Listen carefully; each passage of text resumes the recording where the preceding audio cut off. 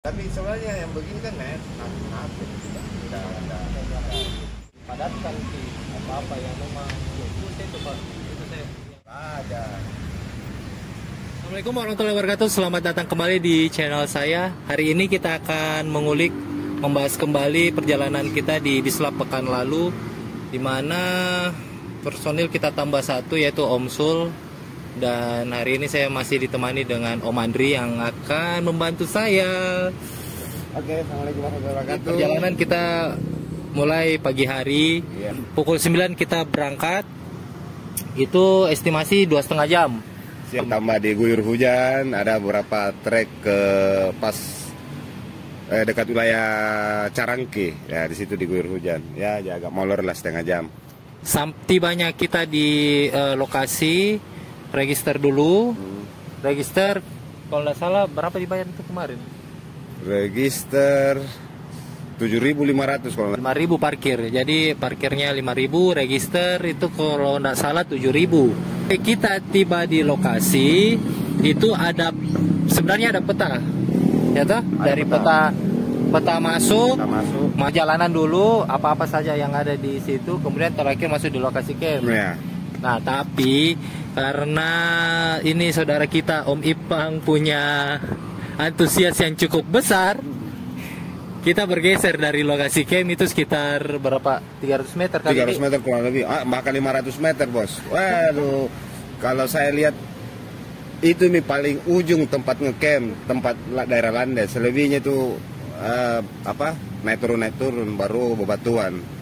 Jadi perjalanan kita itu dari register masuk itu memang sudah langsung disuguhi dengan pemandangan eksotik hutan Dislap, di mana ingar-bingar nyanyian alam ya. Ya. Suara air, suara gesekan-gesekan daun, terus belum lagi kicauan-kicauan hewan satwa ya, termasuk langka, liar. Dan lagi di situ kayaknya surganya kupu-kupu juga. Ya. Karena wilayahnya memang nggak terlalu jauh dari Bantimurung yang dikenal memang surganya kupu-kupu. Ada kupu-kupu, jenis kupu-kupu yang endemik untuk Sulawesi, khususnya Sulawesi Selatan, tepatnya di Bantimurung. Nah, setelah kita tiba di lokasi camp, kita bongkar, berdirilah tenda kita. Setelah itu terjadi something happen gitu. Karena ya sakit di jam 9 kepala 9 malam di. Iya, 9 malam habis dirikan tenda, bangun tenda, resi-resi. Ya sekedar ngopi-ngopi ya kena fatal bos. Waduh. Jadi sempat diurut sampai jam 3 malam. Jam 3 malam baru kondisi alhamdulillah pulih. Nah, setelah kita pulang, cerita sama Om Ipang di. Jadi Om Ipang ini orangnya bisa melihat sesuatu gitu, kayak makhluk-makhluk halus kayak begitu deh. Ada six sense-nya lah. Ceritanya Waktu dirikan tenda, memang kayaknya ini saudara ya Ipang ini memang mau ngerjain saya disuruh minta tolong Kanda, nah, gitu anunya kalimatnya. Ke belakang tarik tali untuk ya pasang tenda. Di situ lama sekali tanpa penerangan. Ternyata di situlah kuntilanaknya, kuntinya. besok pagi baru dia cerita, bilang itu pun sampai di rumah baru dia cerita kalau di belakang bedeng katanya itu di atas pohon ada kuntilanak, tapi kuntilanaknya memandangnya itu untungnya bukan ke lokasi camp. Dia balik ke sana, saya nggak tahu mungkin ada apa, ada dandutan kah atau ada apa. Ya, mungkin bercengkrama sama sesamanya ya. Kemudian memang ini hutannya cukup rapat, masih sangat rapat memang deh. Betul, rapat banget. Makanya kalau menurut saya itu paling terakhir untuk ngecamp sudah di situ tempat kita tempo hari. Itu pun matahari masuk sekitar pukul 9 atau jam 10 baru matahari bisa tembus masuk ke dalam tenda kami. Ya, overall ini tempat memang sangat mantap untuk dijadikan sekedar camping ceria dia. Camping ceria karena lokasinya tidak begitu jauh dari kota Makassar.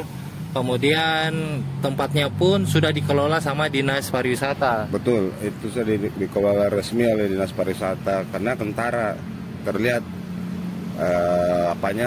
jalan masuknya tertata, paving blocknya, terus sarana sarana MCK, toilet, terus ada jajanan, kayak warung-warung, sekedar ngopi. Nah, dari register ke lokasi camping pun tidak begitu jauh. Mungkin ada sekitar berapa menit ya? 30 menit dikali, Dik? Kurang lebih 30-45 menit. Kurang lebih 30-40. Jadi kalau misalkan kita ransumnya habis, bisa kembali untuk beli ransum lagi, terus kembali ke lokasi camping.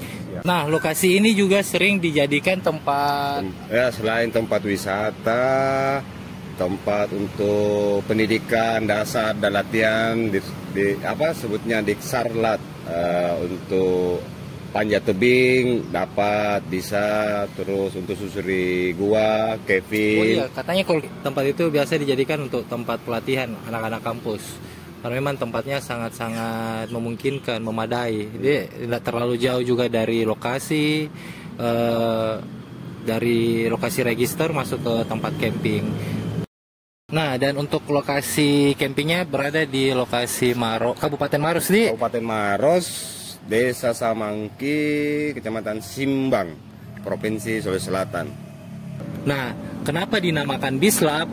Begini ceritanya, ada saudara dari Cina, konon datang ke daerah itu, daerah Samangki, untuk melamar seorang gadis putri yang cantik jelita pada zamannya. Nah, setelah niatannya itu tercapai, dia mau melamar gadis itu, tapi ironisnya lamarannya itu ditolak sama keluarganya, tolak mentah-mentah. Sakit hati, dia mengkaramkan kapalnya. Nah, dari mengkaramkan kapalnya itu menjadi fosil, membatu.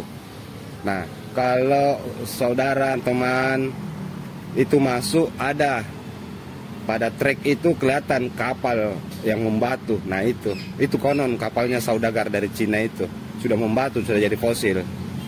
Yang dinamakan masyarakat sekarang itu adalah Bisiang Laboro, yang artinya kapal yang terdampar, singkat Bislab.